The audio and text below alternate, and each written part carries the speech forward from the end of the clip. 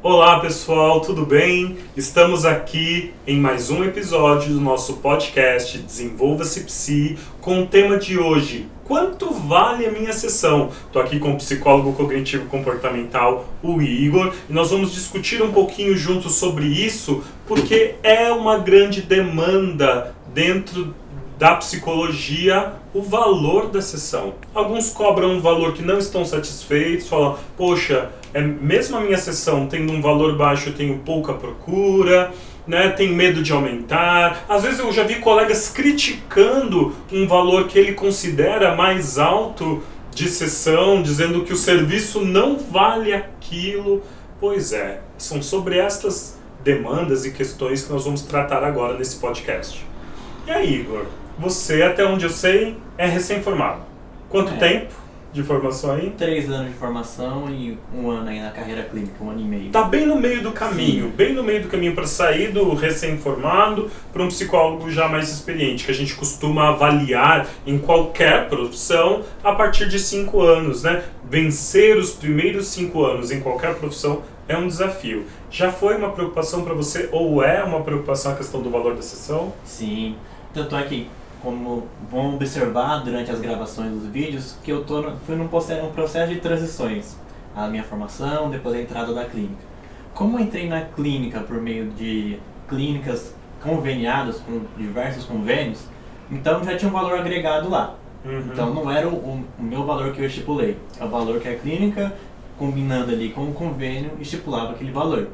Então, se a gente pudesse dizer assim, de uma forma simples, quanto vale a minha sessão? O que o convênio quiser pagar.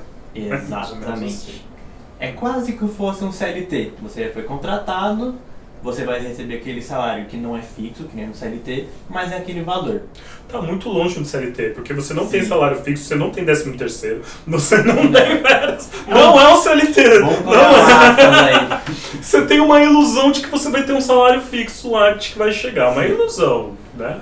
A única coisa que se baseia com CLT é o valor fixo que o convênio repassa para a clínica. Tá, ok. Que aí vai variar de clínica para clínica, de contrato para contrato, você vai receber o valor 100%, você vai receber uma porcentagem desse valor. E aí, os valores vão de, você até comentou, né, que o mais baixo foi ali de R$4, R$3,78 quebrados. R$3,78. E pode chegar a alguns convênios, pelo menos o que eu tenho vivência, de colegas, pessoas que estão próximas a mim, é de R$60. Então, olha essa loucura, de 3 e alguns quebrados a R$60. Tem mais, tem alguns convênios que pagam 90, tem outros convênios onde as pessoas podem pedir reembolso, que eu já vi até de R$200, que já é um valor mais aceitável de sessão. Sim. O problema é que pouquíssimas pessoas têm acesso a esse tipo de convênio, não são, né, as pessoas que têm um plano daquele convênio mais comum, mediano, não tem acesso a esse valor de sessão e acaba que o psicólogo clínico fica refém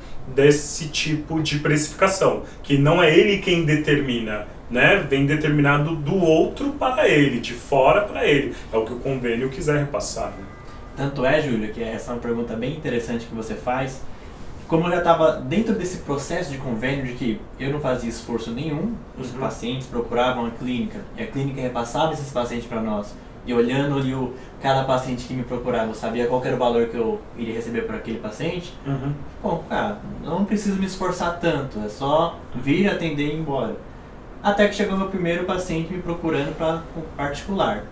E aí que me veio a pergunta, qual valor eu vou cobrar? Já que eu tenho uma básica do convênio. Só que essa base eu não quero, eu quero uma base que agregue o meu valor. E aí eu estipulei um valor X. E essa pessoa achou muito alto o valor, e nem era um valor tão alto.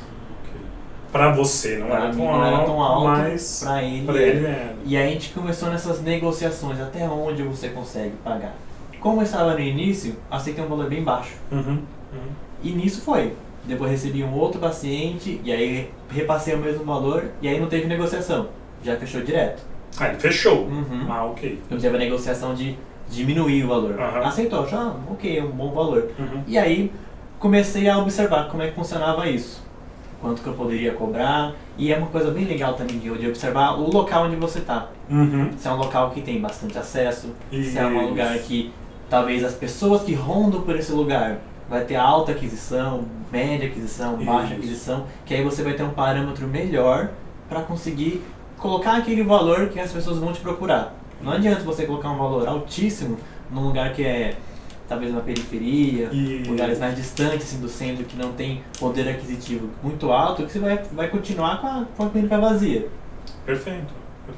Então, e é legal a gente levar isso em conta, porque às vezes a gente escolhe um lugar mais barato em relação a custo pra gente começar os atendimentos, mas em contrapartida as pessoas naquela região também elas só podem pagar um valor mais barato de sessão. Às vezes você paga um pouquinho a mais, porque não é muito a mais, você paga um pouquinho a mais numa sala melhor localizada, só que as pessoas que você consegue atingir naquela região podem pagar um valor bem maior. Ah, mas eu sou um psicólogo preocupado com a realidade social, eu acho que a psicoterapia, a gente precisa favorecer o acesso a todos, a população de baixa renda também tem direito a ter um serviço psicológico de qualidade. Eu estou nesse time, eu também acredito nisso, mas aí você pode equilibrar a sua balança. Hoje, eu tenho de 3 a 5 horários que eu faço atendimento para a população de baixa renda, não mais do que isso. Não mais do que isso. Porque para tê-los na minha agenda, eu preciso dos outros 30 que me pagam o valor cheio, o valor que eu cobro mesmo do quanto eu acredito que vale as minhas sessões. Então, ter este olhar social não te impede de, ao mesmo tempo, pedir um valor justo sobre os seus serviços de outras pessoas que têm condições de pagar por ele.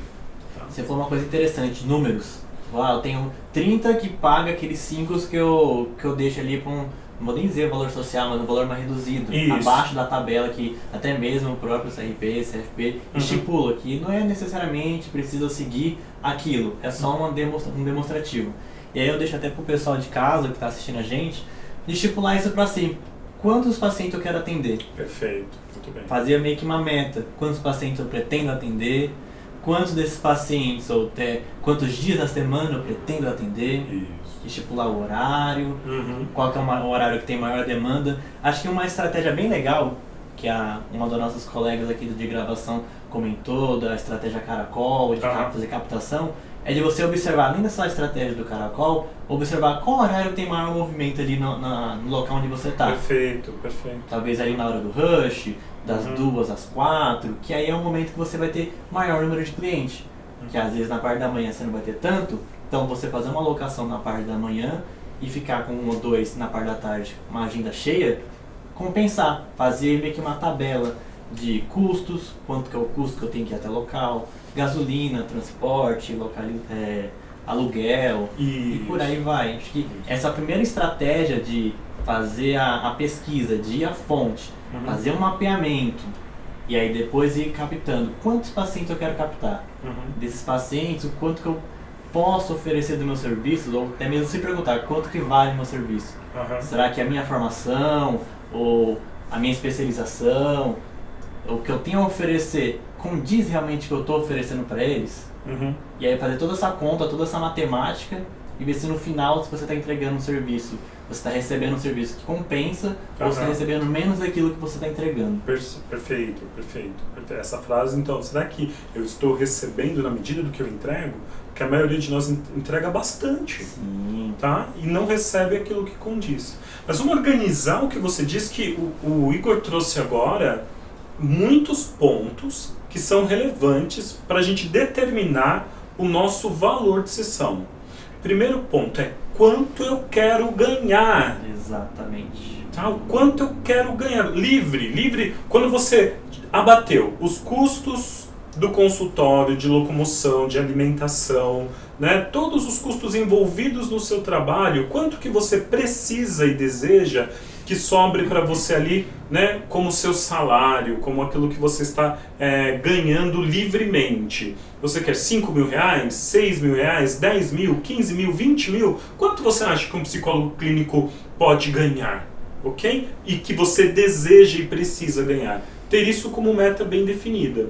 Para estes valores, aí eu me pergunto, quantas pessoas eu consigo e quero atender? Porque você pode dizer assim, eu quero atender 12 pessoas por dia, mas você consegue atender 12 pessoas por dia todos os dias da semana, ou tem um dia que você vai dar uma apertada, vai dar um gás maior para poder liberar, por exemplo, um outro dia para que você não atenda. Então, pensar nos dias da semana que você quer atender e quantos pacientes você consegue atender por dia, com qualidade. Porque nessa dinâmica de convênio, provavelmente, né, tem uma... O que eu conheço dos colegas é linha de produção, praticamente. É praticamente um fast food. Eu gosto de chamar de um drive-thru, que aí você entra ali, atende, próximo, entra, atende, próximo, entra, atende, próximo. Às vezes você não tem nem tempo de fazer as nossas anotações ali de resumo, de fazer meio que uma ponte com a sessão anterior, que é uma prática da TCC. Às vezes eu faço isso, às vezes, quando tem uma folga, às vezes um paciente faltou, você respira. Você tem uma noção, Júlio? Quando eu comecei, eu não fazia ideia como é que ia ser. No primeiro dia eu não levei nada pra comer. Eu só fui.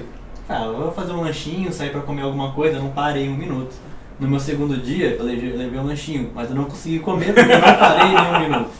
Eu não tinha nem horário de almoço, de tão frenético que era. Nossa. E no convênio é assim, é volume. Quanto maior o volume, maior o seu lucro. E aí que entra o desgaste. E aí acho que entra essa provocação consigo mesmo. Quanto que eu tô me desgastando para receber apenas isso? Isso, ótimo. O quanto que vale o valor do meu trabalho, quanto tem isso de valor agregado naquilo que eu estou oferecendo. E aí você começa a dar uns passos para trás, de reorganizar tudo isso. Não estou fazendo nenhuma crítica contra o convênio. Acho que o convênio é uma porta legal, uma porta de entrada interessante. Mas ficar ali para sempre também não acho nada interessante. Mas fazer a transição não é muito simples. Não é nada assim. Eu estou vivendo isso agora. Eu consigo compreender os psicólogos que se submetem ao convênio pela necessidade, por querer aprender, mas gente, tem outras formas, tá? Tem outras formas. Vocês conseguem, tendo... vocês viram já em outro podcast a gente falando, de repente você faz um acordo com uma instituição que atende uma população carente. No meu caso, eu atendia numa sala cedida da igreja, que era uma creche conveniada à prefeitura, na periferia de São Paulo. E a gente nunca fez atendimento gratuito e eu nunca recebi 3, 4, 5, 10 reais por sessão atendendo ali, nos pés de uma comunidade. Então você tem outras saídas. Só que a gente precisa tomar alguns cuidados. Quais? Ao escolher o seu lugar, você trouxe um ponto e eu quero reforçá-lo. Quanto que o pessoal que está ao meu redor está cobrando? Isso é uma média, você pode ter uma noção, né, da sua sessão a partir disso. Qual é o valor sugerido pelas tabelas do CRP e do CFP? Né? Quais são os valores sugeridos? Lembrando que não são determinações, são sugestões. E na própria tabela, tem psicólogos que resistem a ter preços diferenciados de sessão. A própria tabela já traz isso pra gente, o valor mínimo, médio e máximo que ela sugere, ok? Eu trabalho com uma precificação de duas formas, um valor maior por sessão e um valor que parece menor para o cliente no pacote mensal. Então, suponhamos que eu cobre ali R$400 a sessão. Se ele me pagar por sessões avulsas, ele vai me pagar R$1.600 no final do mês. Mas no pacote mensal, eu posso fazer por R$1.200. Olha, se você pagar o pacote no início do mês, todas as sessões do mês estão inclusas nesse valor. Agora, Júlio, mas poxa, eu não estou conseguindo fechar a sessão a R$100 aqui, como é que eu vou cobrar esse valor? Então aí você precisa ver aonde estão as pessoas que podem pagar para você, né, R$400 a sessão. Será que é no bairro onde você atende? No prédio onde você está atendendo? Para onde você tem que direcionar os seus anúncios? No podcast passado a gente estava falando de colocar o Google para trabalhar para a gente. Para atingir esta população, eu preciso direcionar os meus anúncios, a minha comunicação nas redes sociais, para quem que eu estou dirigindo a minha fala. Quando eu procuro empresas para fazer a divulgação Caracol, que a gente tem falado aqui muitas vezes, para quais empresas que eu estou direcionando as minhas parcerias? Ok? Então tudo isso vai me ajudar na hora de determinar o valor da minha sessão. Então, agora que a gente está entendendo todos esses pontos que a gente vai olhando para determinar o nosso valor de sessão. Tem mais alguma coisa que eu preciso pensar ainda sobre isso? Sim. Estamos vivendo uma pandemia agora, né? Eu trago até uma provocação para profissionais, tanto da área da saúde como qualquer outro. Será que o mesmo valor que eu tenho de sessão ou de atendimento se compara com o atendimento online, que está fora desse cenário, desse consultório, desse local físico, mas sim um local agora virtual, às vezes da sua própria casa, às vezes até mesmo no próprio consultório? Será que por estar fora desse local físico o valor deve ser reduzido? O que você acha? Eu tenho a minha opinião a respeito. E você? Deixa eu te ouvir. Eu acredito que não. Perfeito. Porque muitas das vezes, mesmo tendo o local físico ainda continua lá com as mesmas despesas. Tem isso, importante. Pode ter diminuído o valor da água, o valor da luz, mas a internet, o espaço em si é cobrado ainda. E não é porque você transferiu apenas de local, do físico para o virtual, que você está perdendo o seu valor. Você é o mesmo ainda. Isso, você é o mesmo atendimento, o mesmo conhecimento à disposição do cliente. Ótimo. Exatamente. Às vezes você estava até se expondo mais, você está mostrando às vezes sua casa, com barulho, com pessoas passando, não pessoa, né? No meu caso aqui, minhas gatas passando na frente da tela. E às vezes o conforto, você está na sua própria casa. Só que ali também tem gasto com luz, com internet. Às vezes a internet não é tão boa e você tem que pegar um pacote maior de internet com maior velocidade e esperar que do outro lado também corresponda essa velocidade para não ocorrer os travamentos. Então, apesar de ter essa transição de físico para o virtual, o quanto que a gente agrega o valor da nossa profissão, daquilo que a gente tem a oferecer para o cliente e quanto aquele cliente vai nos pagar.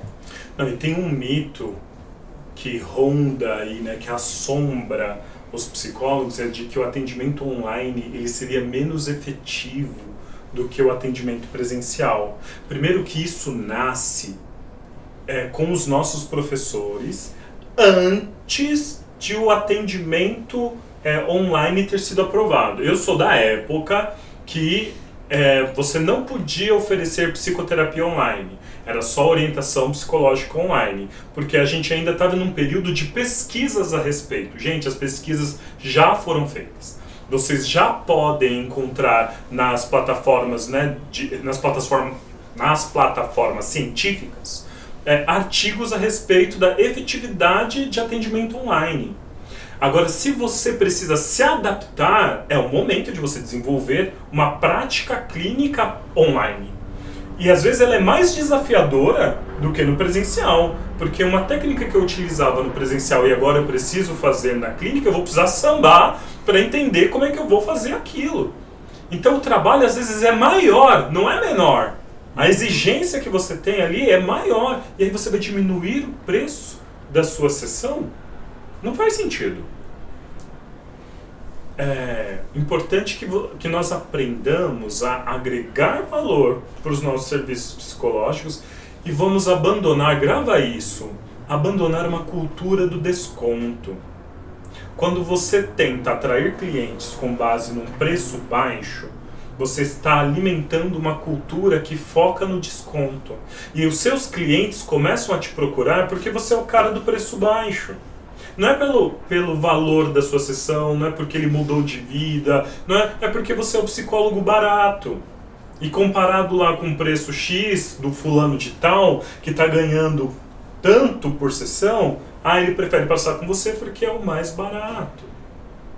Eu sei que às vezes no início a gente tem uma certa insegurança porque está começando, mas mesmo assim, você sabe mais de psicologia do que qualquer outra pessoa que não estudou psicologia. E o seu conhecimento pode ajudar pessoas que precisam, que estão sofrendo com alguma demanda e que você estudou para isso. Mesmo que você tenha acabado de sair da faculdade. Então se você não se sente seguro para cobrar os R$400 a sessão logo quando você saiu da faculdade, mas por favor, também não cobre um preço lá embaixo. Porque você pode ajudar muitas pessoas. Na clínica escola, você atendeu na clínica escola da faculdade. Os clientes que você atendeu tiveram alguma melhora? Sim. Sim ou não? Sim. Os que eu atendi, sim. Então, na clínica escola da faculdade. Então as pessoas... Estagiários aí, nem profissional. certo? O seu conhecimento, você estava ali morrendo de medo, mas o seu conhecimento tinha o que agregar às pessoas minimamente. E ele tem valor por conta disso. Enquanto você fica com medo de cobrar, você tem outros profissionais que nem têm informação. Ai, gente, eu vou fazer aqui um parênteses. Opa! Eu vou fazer aqui um parênteses. Existem outros profissionais que querem trabalhar dentro da área da saúde ou dentro da área de desenvolvimento humano, nem tem curso superior, não tem uma formação em saúde mental, não tem nem experiência de vida. Às vezes, e está cobrando um valor muito mais alto, com umas terapias estranhas, né, das forças ocultas do além e tal. Você fala assim, eu não sei. E eles têm coragem de cobrar um valor muito mais alto porque você que estuda, que se empenha com conhecimento científico sério, provado, né, assim, com grupo controle, com técnicas comprovadas, com técnicas que têm a comprovação da sua eficácia, fica com receio de poder cobrar um valor mais justo. Poxa, tem mais algum ponto ainda que a gente pode trazer para essa discussão? Claro, pegando um parâmetro geral disso tudo de captação de cliente, mapeamento da área, quantos de cursos que eu vou ter, acho que tem uma coisa que está no fundo, intrínseco nisso tudo. Aquilo que você quer para você, aquele seu valor pessoal. O que você vai fazer com todo esse dinheiro? O que você vai fazer com todo esse planejamento? Será que você tem planos de investimento, talvez uma férias, talvez viajar para algum lugar, mudar de país, ou até mesmo viver de uma maneira tranquila daqui 20, 30 anos? Sua família, exato, né? Investimentos. Quais são os seus planos? Até mesmo aprimorar o seu estudo, ou até mesmo mudar de local de atendimento. Às vezes que o local de atendimento foi suficiente até aquele momento, você quer aprimorar mais, fazer redes, fazer grupos, enfim. Quais são os seus planos? O que você quer contribuir com a própria psicologia, com o que você está investindo em si mesmo? Acho que essa é a provocação que eu deixo para o pessoal de casa. Tá certo. O meu valor de sessão, ele tem que estar associado com a vida que eu desejo. Exato. Com as viagens que eu quero fazer, com o local onde eu quero morar, com os lugares onde eu desejo frequentar, a escola que eu desejo proporcionar para os meus filhos, né? Tudo que envolve uma vida fora do consultório, né? Então eu sinto o que você recebe pela sua sessão não tem que apenas cobrir os custos daquilo que você tem para atender. O que você recebe pela sua sessão tem que estar alinhado com a vida que você deseja ter. Porque eu não sei se nós psicólogos precisamos viver contando moeda, né? Por que a nossa profissão precisa viver contando moeda? Né? Eu não vejo nenhum anúncio nas redes sociais dizendo assim, preciso de um fisioterapeuta por R$20, alguém me indica, né? Eu preciso de uma nutricionista por valor social, alguém me passa uma nutricionista social. Você não encontra esse tipo de pedido nas redes, mas para nossa classe a gente encontra e tem fila de gente para atender. E isso me desespera, porque isso está desde antes de eu me formar, já fazem 10 anos e ainda permanece. A gente tem que lutar contra essa cultura do desconto e trazer a psicologia para um valor social que ela tem, que ela merece, porque ela é um meio de transformação social. E a partir disso, os psicólogos poderem viver uma vida boa, né? Digna e de acordo com os seus sonhos. Poxa, eu espero que todo esse conteúdo tenha ajudado vocês e que você entenda, então, como você pode, aonde você pode se basear para precificar a sua sessão de psicoterapia. Veja as pessoas ao seu redor, veja o seu tempo de formação, a tabela do CFP, a sua meta de vida, né, os custos que envolvem o seu trabalho. Abandone a cultura do desconto e comece a direcionar o seu anúncio para as regiões e para os profissionais que você acredita que tem condições de pagar aquele valor de sessão. Tudo isso vai favorecer com que você tenha um valor mais justo e adequado ao que você deseja, tá certo? Obrigado, viu, Igor, pela sua participação. A gente vai se ver outras vezes aqui. Gente, até mais, até a próxima.